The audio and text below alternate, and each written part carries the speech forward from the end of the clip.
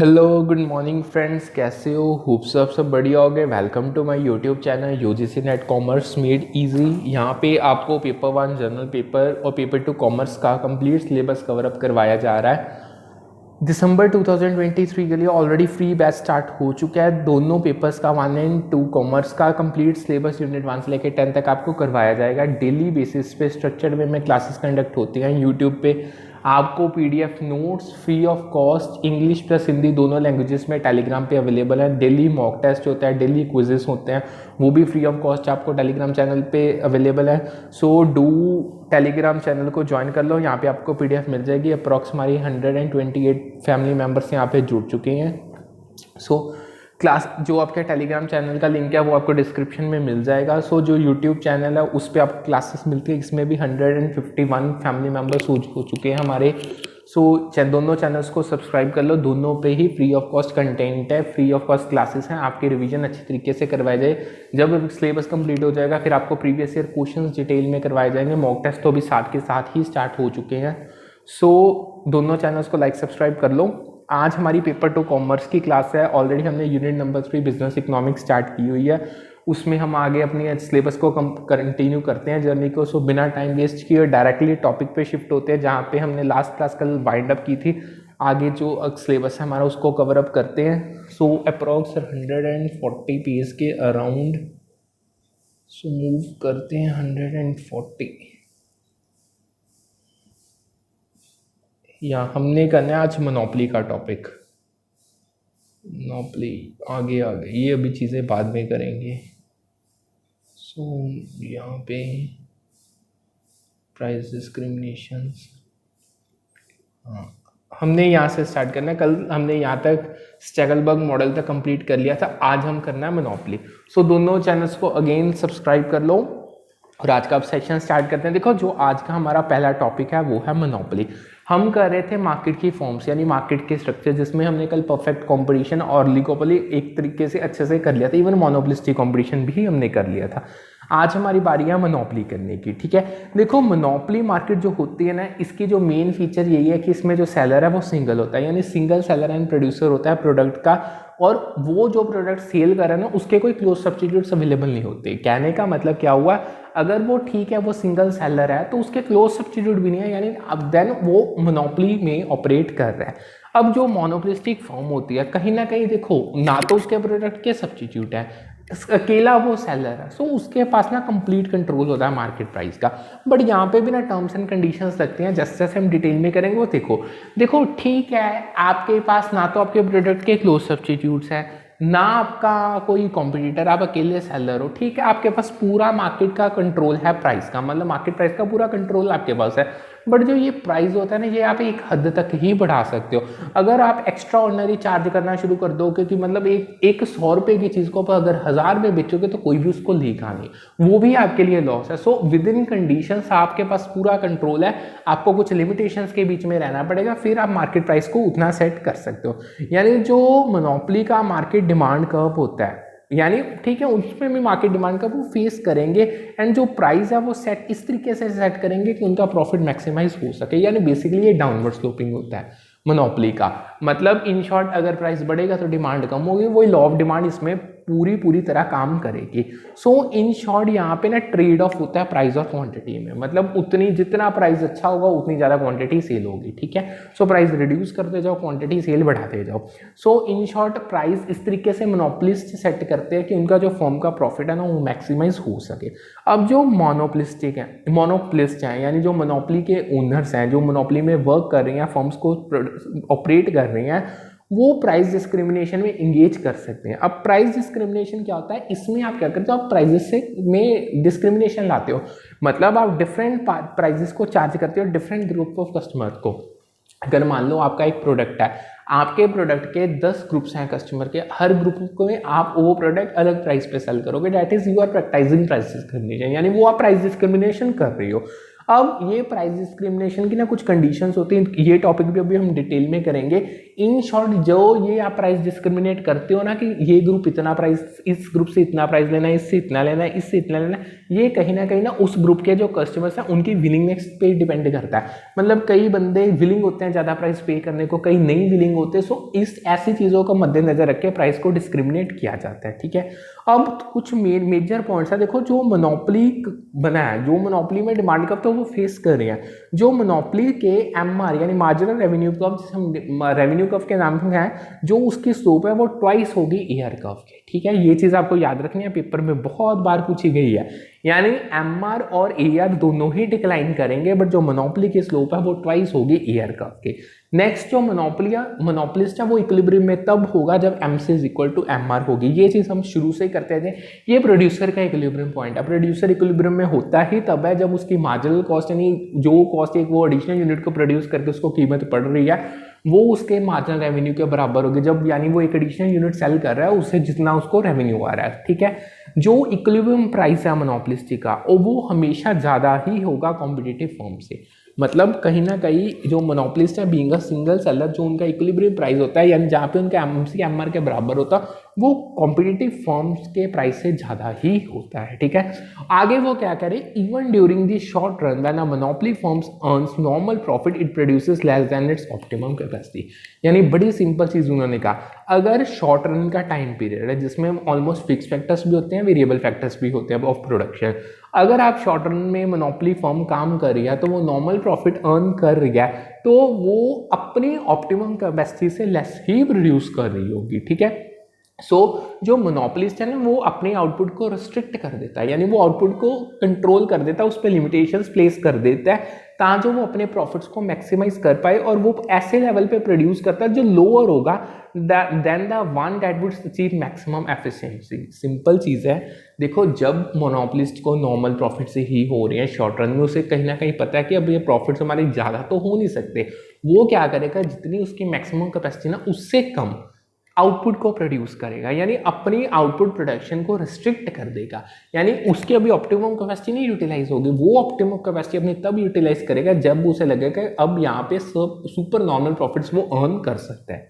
समझ के अब मैंने आपको ऑलरेडी एक चीज़ बताई है, जो स्लोप है मोनोपोली के MR कर्व की वो ट्वाइस होती है स्लोप ऑफ AR कर्व, ठीक है। यानी जो मोनोपोली में जो मार्जिनल रेवेन्यू कर्व है वो ट्वाइस होता है, उसकी मतलब जो उसकी स्लोप है वो ट्वाइस होती है जो उसका एवरेज रेवेन्यू कर्व होता है। ये चीज़ इसी कारण है क्योंकि जो मोनोपोलिस्ट है वो डाउनवर्ड फेस स्लोपिंग डिमांड का फेस करता है, मतलब लेफ्ट टू राइट वो डाउनवर्ड स्लोपिंग होगा, नीचे को आएगा। एज अ रिजल्ट जैसे जैसे वो एक एडिशनल यूनिट सेल करता जाएगा that will bring not only the price but also reduces the price for all previous units. बड़ी सिंपल चीज़ है, ध्यान से समझो। देखो जैसे जैसे कर्व नीचे आता जाएगा लेफ्ट टू राइट वो डाउनवर्ड स्लोपिंग होता जाएगा, जितनी वो एडिशनल यूनिट सोल करेगा वो अकेला प्राइस नहीं लेके आएंगी, मतलब सिंपल जो जिस प्राइस पे आप उसको सेल करें वो अकेला वो प्राइस नहीं लेके आएंगे बल्कि जो प्रीवियस यूनिट सेल किया ना उनका भी प्राइस वो रिड्यूस कर देंगे।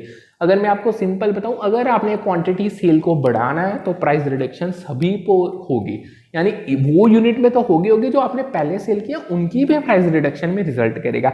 यही इकलौता कारण है जिसके कारण जो MR की स्लोप है वो ट्वाइस होती है AR की स्लोप है मोनोपोली फर्म की, ठीक है। समझ आ गया? अगर कोई डाउट है तो आप पूछ सकते हो। आगे चलते हैं।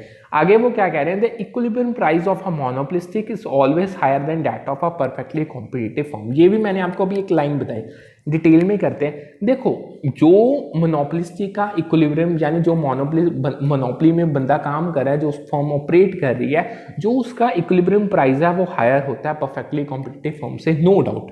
Perfectly competitive firm price checker है, मोनोपोली जबकि प्राइस मेकर है, सो ऑब्वियस है वो बढ़ ज़्यादा ही होगा। सो जो मोनोपोलिस्ट है ना उसके पास ना पावर होती है, मार्केट पावर है उसके पास, वो हायर प्राइजेस सेट कर सकता है then those in perfectly competitive market where prices are determined by the market forces. देखो मोनोपोली नेचुरली आती है, मोनोपोली आपके हर बंदे के पास मोनोपोली नहीं होती, यानी मोनोपोली कुछ गिने चुने पर्सन्स होते हैं उनके पास होते हैं, इसीलिए वो सिंगल सेलर है। सो कहीं ना कहीं एक तो उनके प्रोडक्ट के सब्सटीट्यूट्स नहीं है, ना उनका कोई कॉम्पिटिटर अवेलेबल है, ना कोई उन्हें कोई टक्कर देने वाला है, तो उसके पास मार्केट पावर है, वो प्राइजेस सेट हायर ही करेंगे अगर हम परफेक्टली कॉम्पिटिटिव मार्केट के साथ कंपेयर करें।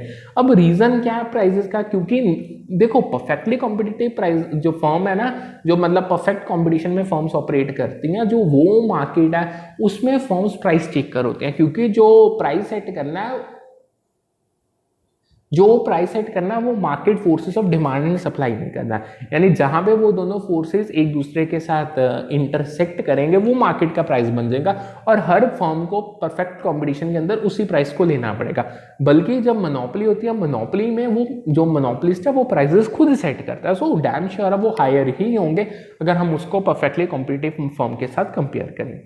सो जो मोनोपोली मार्केट स्ट्रक्चर है इसमें जो बेसिकली जो डिमांड कर्व कह लो वो हाईली इलास्टिक होता है, यानी रिलेटिवली हाई इलास्टिक कर्व होता है जो मोनोपोली मार्केट स्ट्रक्चर के साथ एसोसिएटेड। इन शॉर्ट ये चीज इसी कारण है क्योंकि मोनोपोली में एक तो सिंगल सेलर है, वो ही पूरी मार्केट को डोमिनेट कर रहा है, उसके ही रिजल्ट के कारण जो डिमांड कर्व होगा वो ज्यादा इलास्टिक होगा as compare to other market structures. ठीक है, समझ आ गया? कोई डाउट हो तो आप पूछ सकते हो। आगे बढ़ते हैं। आगे एक टॉपिक आता है पेपर में बहुत इंपॉर्टेंट, वो है economic identities measure degree of monopoly in an industry.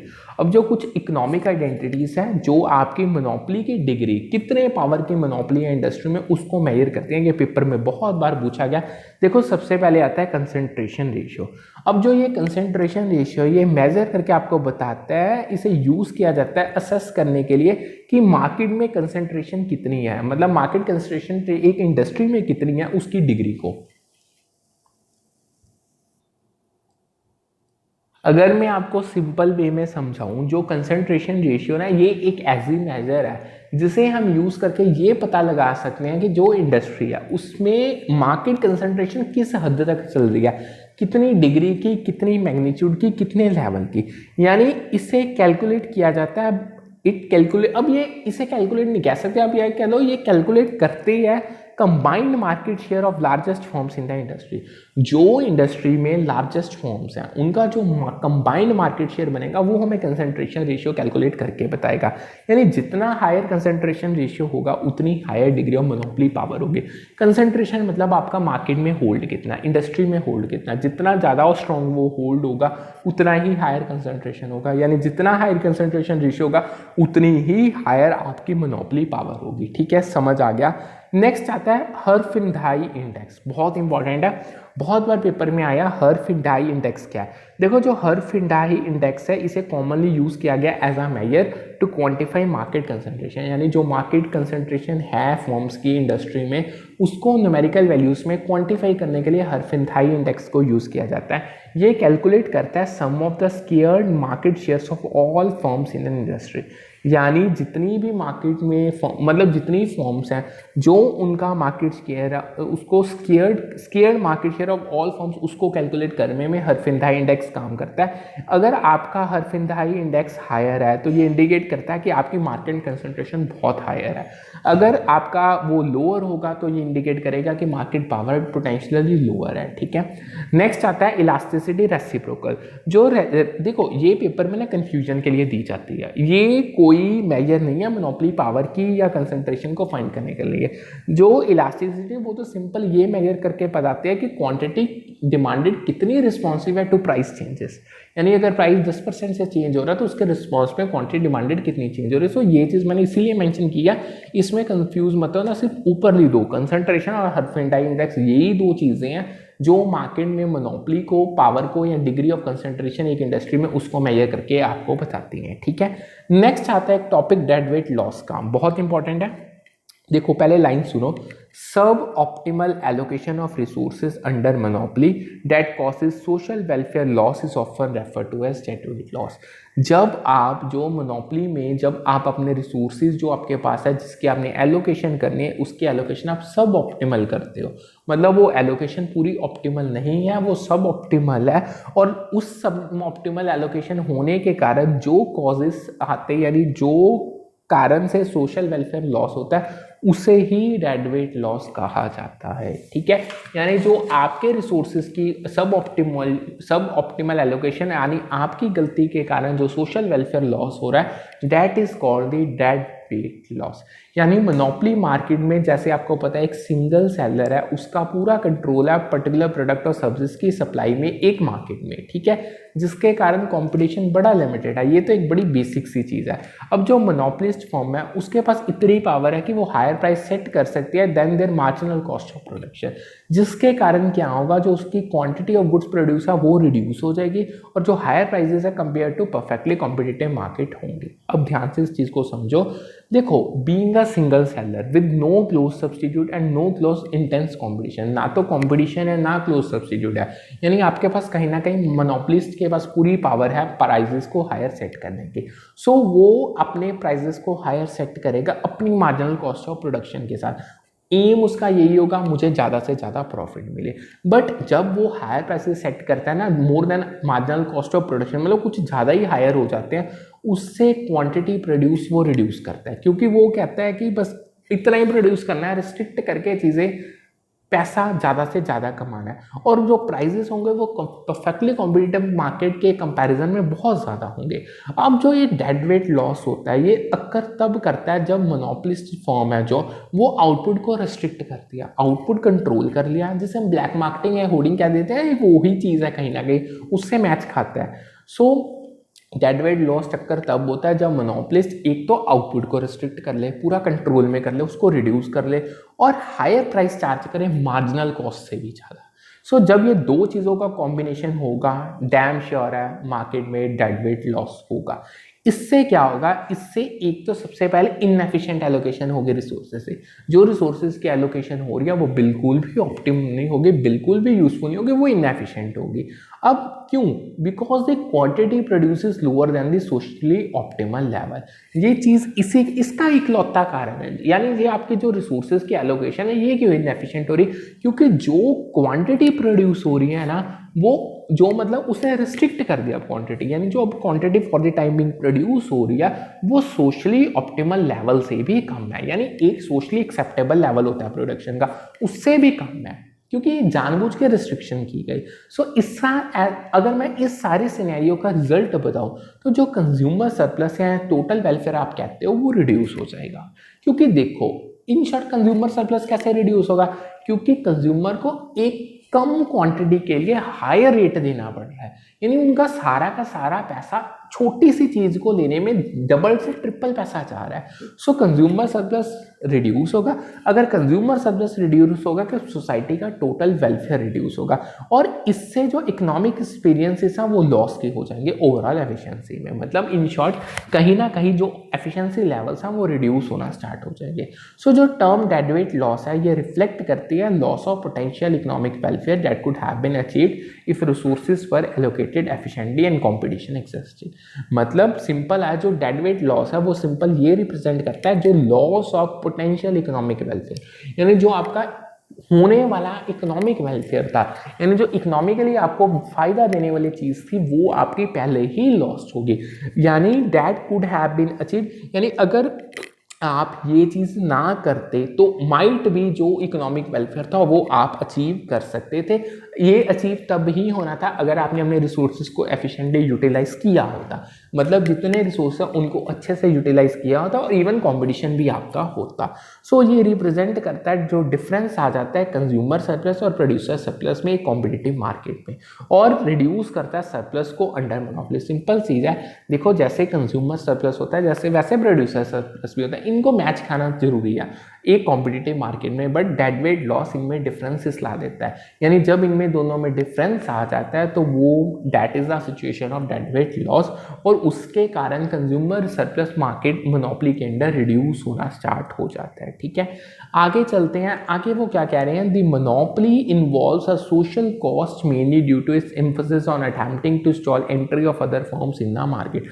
देखो मोनोपोली में कहीं ना कहीं आपको एक सोशल कॉस्ट बेयर करनी पड़ती है। ठीक है, अब ये क्यों है, क्योंकि इसमें आप एंट्री दूसरे फर्म्स की, देखो जो बंदा मोनोपोली एंजॉय कर रहा है वो चाहता रहेगा कि वो हमेशा अकेला ही राज करे और कोई फर्म एंटर करे ही ना कभी मोनोपोली में। सो जो सोशल कॉस्ट है जो अराइज होती है मोनोपोली में, वो इसी कारण है क्योंकि मेन आपका यही फोकस, आप हर जगह ट्राई करते ही रहते हो कि आप स्टॉल कर पाओ, रोक पाओ नई फर्म्स की एंट्री को मार्केट में।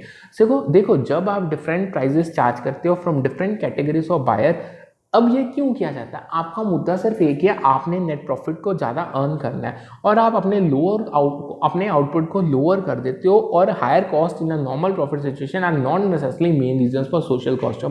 पहले एक लाइन समझो, बाद में मैं आपको एक रीजन बताऊं। उन्होंने क्या कहा, charging different prices from different categories of buyers earning net profit and lower output at a higher cost in a normal profit situation are not necessarily the main reason for social cost of monopoly।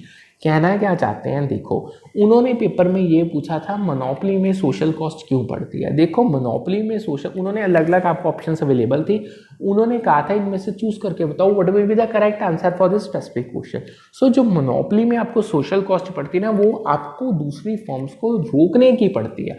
मतलब जब try करते रहते हो कि आपके main emphasis यही है, आपने दूसरी फॉर्म्स की एंट्री को स्टॉल करना है, ये आपकी सोशल कॉस्ट का मेन कारण होता है। बल्कि अगर आप डिफरेंट प्राइजेस चार्ज करते हो डिफरेंट कैटेगरीज ऑफ कंज्यूमर को अपने नेट प्रॉफिट को अर्न करने के लिए, या आप अपने आउटपुट को रिस्ट्रिक्ट कर देते हो या हायर कॉस्ट, वही आउटपुट पर लिए हायर कॉस्ट चार्ज करते हो, तो ये कोई खास कंडीशंस नहीं है जो सोशल कॉस्टिंग है, ये तो एक नेचुरल अटैम्प्ट है, ये तो एक डेडवेट लॉस में इनकर करेंगे, बट इनका सोशल कॉस्ट के साथ कोई लेना देना नहीं है। ठीक है, समझ आ गया।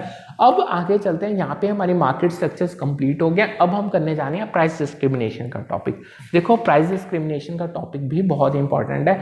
प्राइस डिस्क्रिमिनेशन का मतलब क्या है, यानी जब आप, अगर मैं आपको ओवरव्यू में बताऊं तो प्राइस डिस्क्रिमिनेशन तब होती है जब एक फर्म डिफरेंट प्राइजेस चार्ज करती है डिफरेंट कस्टमर से। यानी सेम प्रोडक्ट और सर्विसेज के, मान लो अगर ए प्रोडक्ट है उसको 10 सेगमेंट्स में सेल किया जाता है या 10 अलग अलग तरह के कस्टमर है, हर कस्टमर से अलग प्राइस चार्ज किया जाता है सेम प्रोडक्ट या सर्विसेज के लिए, then you are practising price discrimination, वो प्राइस डिस्क्रिमिनेशन हो रही है। अब इसकी ना 3 टाइप्स हैं जिसे हम 3 डिग्रीज पे कह देते हैं। First degree price discrimination, second और थर्ड डिग्री, तीनों पेपर में रैपिडली अगेन एंड अगेन बहुत बार पूछी गई है। देखो जो फर्स्ट डिग्री प्राइस डिस्क्रिमिनेशन है, जिसको हम परफेक्ट प्राइस डिस्क्रिमिनेशन के नाम से भी जानते हैं, ये ऐसी फॉर्म है प्राइस डिस्क्रिमिनेशन की जिसमें जो फॉर्म है वो चार्ज करती है हर एक कस्टमर को मैक्सिमम प्राइस जो वो कस्टमर देने को तैयार है। मतलब कस्टमर रेडी है ज़्यादा से ज़्यादा प्राइस देने को, जितना प्राइस वो देने को तैयार है उतना ही उस कस्टमर से चार्ज किया जाता है। यानी फर्म ट्राई करती है कि, मतलब ट्राई क्या कह सकते हो, फर्म पूरा कैप्चर कर लेती है कंज्यूमर सरप्लस को, यानी कंज्यूमर के पास जितना पैसा अवेलेबल है सारा का सारा फर्म कैप्चर कर लेती है, वो अपने प्रॉफिट्स को मैक्सिमाइज किया जाता है। इसी कारण इसे परफेक्ट प्राइस डिस्क्रिमिनेशन के नाम से भी जाना जाता है। यानी जो first degree price discrimination, perfect price discrimination same ही चीज़ है, यानी दोनों ही सेम चीज़ है। और यहाँ इसे पर्सनलाइज प्राइसिंग, ये तीसरा नाम बड़ा इंपॉर्टेंट है, पेपर में कंफ्यूजन के लिए ये डाला जाता है। So first degree price discrimination, perfect price discrimination या पर्सनलाइज्ड प्राइसिंग, तीनों वन एंड सेम थिंग है। ठीक है, इनका मतलब क्या है, ये ऐसी प्राइसिंग की प्रैक्टिस है जहां पे सेलर चार्ज करेगा हर कस्टमर से उतना मैक्सिमम प्राइस जो वो कस्टमर पे करने को तैयार है उस पर्टिकुलर क्वांटिटी ऑफ प्रोडक्ट के लिए। यानी गोल सिंपल है, बहुत मुद्दा उनका सिंपल है, उन्होंने सारे के सारे कंज्यूमर सरप्लस को एक्सट्रैक्ट करना है। यानी अब ये कंज्यूमर सरप्लस क्या होता है, यानी ये डिफरेंस है जो प्राइस कंज्यूमर विलिंग है पे करने के लिए और जो एक्चुअल प्राइस है, यानी जो एक्चुअल प्राइस दे वो पे कर रही है। ठीक है, जो इनमें जो डिफरेंस होगा that is called consumer surplus.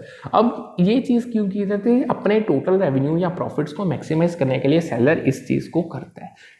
इसे first degree of price discrimination कह देते हैं। यानी इन शॉर्ट जो first degree of price discrimination है, इसमें सेलर का सिंपल एक ही मुद्दा है, उसने प्राइस को टेलर करना है, यानी अकॉर्डिंग टू कस्टमर, मतलब प्राइस उसी तरीके से चार्ज किया जाएगा जैसे कस्टमर विलिंग है पे करने। मतलब प्राइस टेलर हो जाता है, जैसे आप टेलर के पास जाकर स्टिचिंग करवाते हो ना, आपके साइज के अकॉर्डिंग होती है ना, सो इसमें प्राइस टेलर हो जाता है अकॉर्डिंग टू कस्टमर, यानी उसकी विलिंगनेस कितनी है पे करने के लिए। अब ये चीज़ करने के लिए आप अलग अलग मेथड्स करते हो, पर्सनलाइज्ड ऑफर्स दिए जाते हैं, हर बंदे को आप ऑफर दे रहे हो। देखो सीधा तो आप ज़्यादा एक्स्ट्रा प्राइस चार्ज नहीं कर सकते, कुछ ना कुछ तो आपको करना ही पड़ेगा।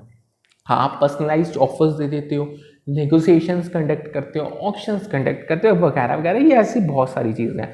सो जब आप हर कस्टमर को एक मैक्सिमम विलिंगनेस टू पे, जो मतलब जो मैक्सिमम अमाउंट वो विलिंग है पे करने, जब उसको चार्ज करते हो तो सेलर पूरा जो उसका कंज्यूमर सरप्लस है वो एलिमिनेट कर देता है, और कहीं ना कहीं वो पूरी एंटायर वैल्यू जो है ना उसके लिए वो उसको कैप्चर कर लेता है। ठीक है, समझ आ गया। देखो अगर आपको कोई ये सबसे ज़्यादा ना परफेक्ट प्राइस डिस्क्रिमिनेशन का टॉपिक ही आता है, यानी first degree of price discrimination. In short ये एक ऐसी प्राइसिंग स्ट्रेटेजी है जिसमें मोनोपोलिस्ट चार्ज करता है हायर प्राइस को, यानी ये प्राइस उतना ही होगा जितना कंज्यूमर विलिंग है पे करने को, जिससे सारा का सारा हमारा कंज्यूमर सरप्लस एक्सट्रैक्ट हो जाएगा। अब जो मोनोपोलिस्ट है वो कस्टमाइज कर देगा प्राइस को हर इंडिविजुअल के लिए। ये चीज़ें डिफरेंट ऑफर्स हो गए, उनको थ्रू नेगोशिएशंस ऑक्शंस की जाती हैं, इससे उसका जो प्राइस है वो मतलब जो प्रॉफिट है वो मैक्सिमाइज हो जाएगा, और वो जितना हाईएस्ट प्राइस पॉसिबल है वो चार्ज कर पाएगा। ठीक है, समझ आ गया? कोई डाउट हो तो आप पूछ सकते हो। ठीक है, बाकी एक बार इसको रीड करना, रीड करने से आपसे पूरा क्लियरली समझ आएगा। आगे बढ़ते हैं, आगे आती है second degree of price discrimination. देखो second degree of price discrimination में डिफरेंट प्राइजेस चार्ज किए जाते हैं on the basis of quantity purchase, यानी बेसिस ऑल टुगेदर डिफरेंट है। जो फर्स्ट डिग्री है यानी जो परफेक्ट प्राइस डिस्क्रिमिनेशन है, उसमें आप कस्टमर के अकॉर्डिंग प्राइस चार्ज करो, वो विलिंग कितना पे करने के लिए, जो मैक्सिमम अमाउंट वो विलिंग है उसको चार्ज किया जाता है। इसमें आप क्वांटिटी परचेज के अकॉर्डिंग डिफरेंसेस लाते हो प्राइस पे। ठीक है, यानी अगर फॉर एग्जांपल मैं आपको बताऊं तो आप जब क्वांटिटीज होती परचेज की जाती है, आप डिस्काउंट्स ऑफर करोगे, बल्क प्राइसिंग दोगे। ठीक है, यानी अगर बल्क नहीं परचेज किया जाता तो प्राइसेस हायर होंगे। ठीक है, बड़ा सिंपल है, ये इतना नहीं डिटेल में आता, जस्ट इतना पे आपको इसका मतलब पता होना चाहिए। थर्ड आती है third degree of price discrimination. जो थर्ड डिग्री प्राइस डिस्क्रिमिनेशन है, इसमें आप डिफरेंट प्राइजेस को चार्ज करते हो to different segments of customers, यानी जितनी डिफरेंट सेगमेंट्स हैं कस्टमर की, हर मार्केट सेगमेंट में डिफरेंट कस्टमर्स होंगे, उन डिफरेंट सेगमेंट्स में डिफरेंट प्राइस चार्ज किया जाता है। फैक्टर्स क्या होंगे, किसके बेसिस पे किया जाएगा? आपकी सेगमेंट की एज क्या है, यानी टीन्स हैं, एडल्ट्स हैं, ओल्ड एज है, यंगर है, उनके लोकेशन क्या है, फार है या नियर है, इनकम लेवल्स क्या है, हायर इनकम लेवल ग्रुप है, लोअर इनकम लेवल या मिडिल लेवल है, कस्टमर के टाइप क्या, वो विलिंग है हाई प्राइस पे करने को या नहीं विलिंग, यानी ये सारे फैक्टर्स को मद्देनजर रख के मार्केट्स को सेगमेंट किया जाता है, और हर सेगमेंट को एक डिफरेंट प्राइस चार्ज किया जाता है। That is the condition of third degree price discrimination. यानी ये चीज़ कहीं ना कहीं फर्म्स को अलाउ करती है कि वो जितना उनके, अब सारा तो वो कैप्चर नहीं कर पाएंगे, जितना एडिशनल कंज्यूमर सरप्लस वो कैप्चर कर सकते हैं वो कैप्चर करेंगे, जिसके कारण उनके प्रॉफिट्स इंक्रीज होंगे। ठीक है, सो इन शॉर्ट जो प्राइस डिटर्मिनेशन है डिफरेंट मार्केट फॉर्म्स में वो रिफ्लेक्ट करती है। हमने प्राइस डिस्क्रिमिनेशन कर दिया, अब एक प्राइस डिटर्मिनेशन, यानी जो प्राइस डिटर्मिनेशन है डिफरेंट मार्केट फॉर्म्स में ये रिफ्लेक्ट करती है कंपटीशन का लेवल क्या चल रहा है, मार्केट में पावर, मार्केट में कंसंट्रेशन, इंडस्ट्री की कंसंट्रेशन में कितनी चल रही है, प्रोडक्ट कितना ज़्यादा आप डिफरेंशिएट कर पा रहे हो अपने कॉम्पिटिटर से, या आपकी फर्म की एबिलिटी क्या है कि वो प्राइसेस को इन्फ्लुएंस कर सकती है। सो जब ये आपको सारे डायनामिक्स समझ आ जाएंगे तब ये बिजनेस अपनी प्राइसिंग स्ट्रेटजी को फॉर्म कर सकते हैं। वो प्राइसिंग स्ट्रेटजी इतनी अच्छी होगी उनके लिए, मतलब अच्छे ऑप्टिमाइज करेगी प्रॉफिट्स को, वो मार्केट कंडीशंस को इफेक्टिवली रिस्पॉन्ड कर पाएंगे। ठीक है, आगे देखो इतना थर्ड डिग्री की कुछ चीज़ें हैं वो समझो। प्राइस डिस्क्रिमिनेशन थर्ड डिग्री की, ये तो मैंने आपको बता दिया कि आप प्राइस डिस्क्रिमिनेशन में डिफरेंट प्राइसेस चार्ज करते हो सेम प्रोडक्ट के डिफरेंट मार्केट्स में, यानी थर्ड डिग्री में। अंटिल, अब लास्ट आगे सुनो, until the marginal revenue of last unit sold equals the marginal cost of product sold in each market that is determined by price discrimination of third degree. देखो उन्होंने एक बड़ी major condition है, ये condition paper में बहुत बार पूछी गई है। आप थर्ड डिग्री में मार्केट्स को डिफरेंट फैक्टर्स के बेसिस पे सेगमेंट करके डिफरेंट प्राइजेस चार्ज करते हो। ये डिफरेंट प्राइजेस तब तक चार्ज किए जाएंगे जब तक मार्जिनल रेवेन्यू जो आप लास्ट यूनिट सेल कर रहे हो वो आपकी मार्जिनल कॉस्ट के बराबर नहीं हो जाता। अगर आप इसके बियॉन्ड जाओगे फिर प्राइस डिस्क्रिमिनेशन करोगे, that will result in losses for you. ये चीज़ आपको याद रखनी पड़ेगी। यानी इन शॉर्ट जो प्राइस डिस्क्रिमिनेशन थर्ड डिग्री की है जिसमें डिफरेंट प्राइजेस चार्ज किए जाते हैं डिफरेंट ग्रुप्स और सेगमेंट्स पे कस्टमर पे, ये भी कहीं ना कहीं उनकी विलिंगनेस टू पे पे डिपेंड करते हैं।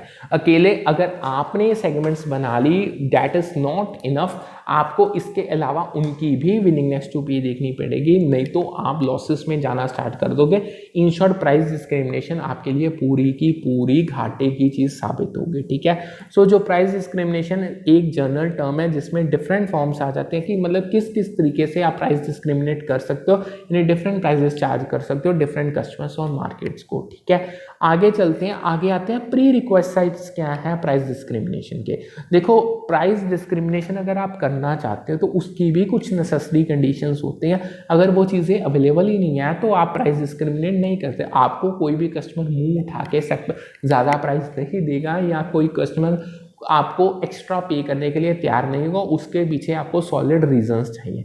देखो जो प्री रिक्वेस्ट हैं ये क्वेश्चंस में आते हैं, आपको कई बार तो क्वेश्चन दो की तरीके की फॉर्म से आता है, कई बार आपको उन्होंने ऑप्शंस दिए होते हैं 6-7, उनमें से बताते हैं इनमें से बताओ कि कौन सी कंडीशंस प्राइस डिस्क्रिमिनेशन के लिए नेसेसरी है। सो आपको चूज करके बताना पड़ता है आउट ऑफ 6-7 ऑप्शन 3-4 कौन सी करेक्ट है, ठीक है। और दूसरा क्वेश्चन असर्शन रीजन में आता है, वो आपको 2 कंडीशन दे देते हैं, उनकी एक्सप्लेनेशन दे देते हैं, बताओ कि ये चीज़ वैलिड है या नहीं है। सो आपको कॉन्सेप्ट क्लियर होना चाहिए, दोनों तरीके के क्वेश्चन आप इजिली सॉल्व कर सकते हो। सबसे पहले जो प्री रिक्वेस्ट साइट है प्राइस डिस्क्रिमिनेशन, उसमें यह है कि फर्म के पास मोनोपोली पावर होनी चाहिए, यानी प्राइस डिस्क्रिमिनेशन हमेशा ही मोनोपोली पावर के साथ एसोसिएटेड है। अगर आपके पास मोनोपोली की पावर यानी आपके पास कोई मार्केट का कंट्रोल या पावर है ही नहीं है, मतलब आप तो जस्ट एक घंटे की तरह कभी इधर बज रहे हो कभी उधर बज रहे हो, आपके पास कुछ कंट्रोल ही नहीं है, तो आप प्राइस डिस्क्रिमिनेशन नहीं कर सकते। प्राइस डिस्क्रिमिनेशन तभी हो सकती है अगर आपके पास पावर होगी, तभी आप डिफरेंट प्राइजेस सेट कर सकते हो डिफरेंट कस्टमर के लिए। यानी इन शॉर्ट मोनोपोली मतलब अगर तो आपके सब्स्टिट्यूट प्रोडक्ट के बहुत ज़्यादा अवेलेबल है तो कोई बंदा क्यों आपको एक्स्ट्रा प्राइस पे करेगा। अगर आपके कॉम्पिटिटर्स बहुत सारे अवेलेबल है तो क्यों आपकी फर्म से ही वो खरीदेगा। सो मोनोपोली होना ज़रूरी है, एक सिंगल सेलर आपको होना पड़ेगा, आपके प्रोडक्ट का कोई क्लोज सब्स्टिट्यूट नहीं चाहिए, आपका कोई कॉम्पिटिटर नहीं चाहिए, तभी आपकी मोनोपोली पावर बनेगी। और जब आपकी मोनोपोली पावर बनेगी तो price discrimination will be possible, ठीक है। नेक्स्ट आता है मार्केट्स को, जो मार्केट्स में अगर जो मार्केट सेगमेंट्स में आप डिफरेंट प्राइजेस चार्ज कर रहे हो तो उनको सेपरेट होना पड़ेगा, यानी आपको मार्केट को सेगमेंट करना पड़ेगा, अलग अलग टुकड़ों में डिवाइड करना पड़ेगा। प्राइस डिस्क्रिमिनेशन के लिए आपके पास एबिलिटी होनी चाहिए, आपके पास कैपेबिलिटी, आपके पास काबिलियत होनी चाहिए कि आप मार्केट्स को सेगमेंट कर पाओ अलग अलग टुकड़ों में, या कस्टमर को सेगमेंट कर पाओ उनकी विलिंगनेस टू पे। यानी इससे जब वो अलग अलग हो जाएंगे, डिवाइड हो जाएगा, यानी यहाँ पे सिंपल सी है डिवाइड एंड रूल का काम चलता है। अगर डिवाइड कर पाओगे तो तुम रूल भी कर पाओगे, यानी जब आपने अपने मार्केट को सेगमेंट्स में डिवाइड कर दिया या कस्टमर को डिफरेंट उनकी विलिंगनेस टू पे के अकॉर्डिंग सेगमेंट कर दिया, तभी आप डिफरेंट प्राइजेस चार्ज कर सकते हो, ठीक है। आगे आती है price elasticity of product must differ in different markets. देखो प्राइस इलास्टिसिटी आपको मेजर करके बताती है कि आपकी क्वांटिटी डिमांडेड कितनी रिस्पॉन्सिबल टू प्राइस चेंजेस। सो हर जो मार्केट्स आपने सेगमेंट्स की हैं, इन जो मार्केट को अपने अलग अलग टुकड़ों में बनाया, तो उनमें जो इलास्टिसिटी ऑफ है प्रोडक्ट की, मतलब प्राइस इलास्टिसिटी है प्रोडक्ट, वो अलग होनी चाहिए। यानी प्राइस डिस्क्रिमिनेशन तभी इफेक्टिव होगा, यानी जब डिफरेंसेस होंगे प्राइस इलास्टिसिटी में अक्रॉस डिफरेंट मार्केट। एक में अलग प्राइस इलास्टिसिटी प्रोडक्ट होगी, दूसरे में अलग प्राइस इलास्टिसिटी होगी, तीसरी में मार्केट में अलग होगी। इसका मतलब यही है कि कस्टमर जो डिफरेंट सेगमेंट्स में है वो डिफरेंटली रिस्पॉन्स करेंगे जो आपके प्राइजेस में चेंजेस आएंगे। अगर आपकी प्राइस इलास्टिसिटी सभी सेगमेंट्स में सेम है तो फिर आप प्राइस डिस्क्रिमिनेशन नहीं कर सकते, क्योंकि ऑब्वियस बात है जब भी प्राइस चेंजेस आएंगे जो कस्टमर का रिस्पॉन्ड निकले वो सेम निकलेगा। सो अगर तो प्राइस इलास्टिसिटी डिफरेंट होगी तो जब आप प्राइस में चेंजेस लाओगे तब कस्टमर्स के रिस्पॉन्सेस भी डिफरेंट आएंगे, ठीक है। सो इन शॉर्ट प्राइस डिस्क्रिमिनेशन जो आपकी डिफरेंट प्रैक्टिस है डिफरेंट प्राइजेस चार्ज करने की सेम प्रोडक्ट या सर्विस के लिए, उसके लिए ये कंडीशंस का होना ज़रूरी है। जितनी अच्छे से ये कंडीशंस होंगी यानी ये फॉलो होंगे तभी इफेक्टिवली प्राइस डिस्क्रिमिनेशन हो सकती है, ठीक है। सो ऑलमोस्ट ये टर्म कंप्लीट हो गया। आगे चलते हैं। आगे प्राइस डिस्क्रिमिनेशन का मैंने एक तरीके से और डिफरेंट तरीके से प्रेजेंट किया, मतलब सेम ही है। सबसे पहले तो मोनोपोली पावर होनी चाहिए, यानी तभी आप कस्टमर सेगमेंट्स और मार्केट कंडीशन के लिए मोनोपोलिस्ट हायर प्राइसेस सेट कर सकता है। जो प्राइस इलास्टिसिटी और डिमांड है वो डिफरेंट होनी चाहिए, मार्केट सेपरेबल और सेगमेंटेड होनी चाहिए। यहाँ पे ना एक चीज़ याद रखना, वैसे आगे भी मैं करवाऊंगा। देखो आपकी चाहे सेगमेंट्स अलग है। ये 3 कंडीशन तो पेपर में आती ही आती है, बट इसमें एक चौथी कंडीशन आती है, वो बहुत इंपॉर्टेंट है, वो याद रखना, वो बहुत डिफिकल्ट लेवल में पूछी जाती है। जो आपकी नो डाउट आपके मार्केट सेगमेंट्स हैं उनकी प्राइस इलास्टिसिटी भी डिफरेंट है, बट जब आप प्राइस डिस्क्रिमिनेशन कर रहे हो तो तब आपको एक ऐसा अरेंजमेंट करना पड़ेगा कि कोई कस्टमर ऐसे ना करे कि जहाँ पे आपका प्राइस लोअर है वहाँ से खुद परचेज करके दूसरी सेगमेंट में जहाँ पे प्राइस हायर है वहाँ पे जाके वो सेल कर दे। ये चीज़ को आपको रोकना पड़ेगा, इस पे आपको पूरा का पूरा आपका कंट्रोल होना चाहिए, ठीक है। सो ये चीज़ आपको याद रखनी है। अब ये एक तो होगी, एक और पॉइंट, प्राइस डिस्क्रिमिनेशन के लिए इम्परफेक्ट कंपटीशन का होना बहुत ज़रूरी है। मतलब परफेक्ट कंपटीशन है तो मोनोपोली नहीं है, मतलब जब मोनोपोली नहीं है तो फिर प्राइस डिस्क्रिमिनेशन का तो सवाल ही नहीं पैदा होता। सो मार्केट्स को कहीं ना कहीं इम्परफेक्ट होना पड़ेगा, एक मार्केट की चीज़ें दूसरों में नहीं जाएंगी, ठीक है। सो ये आपको समझ आ गया सब कुछ, ये आप एक बार रीड कर लो, बिल्कुल वही एग्जैक्ट, बस प्रेजेंटेशन के अलग अलग तरीके हैं, ये मैंने आपको प्रेजेंट कर दिया पेपर के पॉइंट ऑफ व्यू से जैसे जैसे वो आएंगे, ठीक है। अब अगर आप लास्ट टॉपिक पे शिफ्ट करते हैं, मतलब ये भी मैंने आपको पॉइंट बता दिया, देखो it must be difficult for consumer in one market to sell consumers in the other, ये मैंने आपको चीज़ बताती। यानी बस ये चीज़ नहीं पॉसिबल होने चाहिए कि कस्टमर लोअर प्राइस सेगमेंट से चीज़ें परचेज करके, मतलब आपको पता ही नहीं, कस्टमर ही खुद महाराज बन रहा है, वो एक लोअर सेगमेंट से चीज़ें परचेज करके हायर सेगमेंट वाली मार्केट में सेल करना, वो अपना ही प्रॉफिट बना रहा है। सो ये चीज़ को अगर आपको कंट्रोल करना पड़ेगा, डिस्करेज करनी पड़ेगी ये चीज़, मतलब मार्केट्स में ट्रांसफर नहीं होने चाहिए प्रोडक्ट्स के, तब भी आप प्राइस डिस्क्रिमिनेशन को अच्छे से इफेक्टिवली कर पाओगे। सो ठीक है। सो सबसे बस आपको याद एक ही चीज़ रखने की ज़रूरत है, सबसे ज़्यादा परफेक्ट प्राइस डिस्क्रिमिनेशन आती है, यानी जो मोनोपोली प्रोड्यूसर उसको परफेक्ट नॉलेज होनी चाहिए, मतलब उसको पूरी अच्छे से पता होना चाहिए कि कंज्यूमर कितना प्राइस पे करने को विलिंग है, यानी वो मैक्सिमम जो विलिंग है ना, जो प्राइस वो पे करने को, वो ही first degree of price discrimination, perfect price discrimination में मोनोपोली प्रोड्यूसर के द्वारा चार्ज किया जाता है। यानी इन शॉर्ट जो प्रोड्यूसर है वो कैप्चर कर लेता है एंटायर कंज्यूमर सरप्लस, जो कि डिफरेंस है वो जो कंज्यूमर प्राइस विलिंग है पे करने के लिए और वो जो एक्चुअली पे कर रहा है, जो इन दोनों में डिफरेंस है, दैट इज कंज्यूमर सरप्लस। सो इसी रिजल्ट के कारण जब जो कंज्यूमर सरप्लस है पूरा एलिमिनेट हो जाएगा और सारा का सारा मोनोपोली प्रोड्यूसर को चला जाएगा। ये एक क्वेश्चन आया था, आप चेक कर सकते हो, आई थिंक जून के पेपर में ही आया था, जून 2023 के।